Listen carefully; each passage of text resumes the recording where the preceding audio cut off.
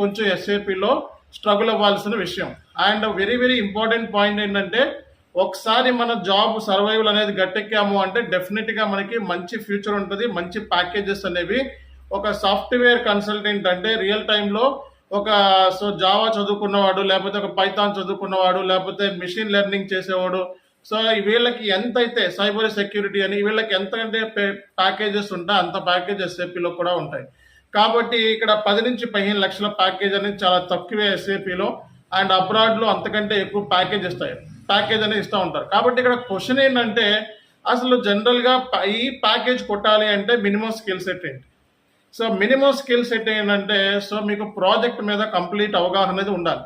అంటే మీకు ఇంటర్వ్యూ చేసేటప్పుడే ఏంటంటే మీకు ప్రాజెక్ట్ మీద సో ఎంత నాలెడ్జ్ ఉంది అనేది చెక్ చేసుకుంటారండి. సో కాబట్టి ప్రాజెక్ట్ గైడెన్స్ అనేది ఒక రియల్ టైం కన్సల్టెంట్ ట్రైనర్ మాత్రమే మీకు ఇవ్వగలుగుతాడు. కాబట్టి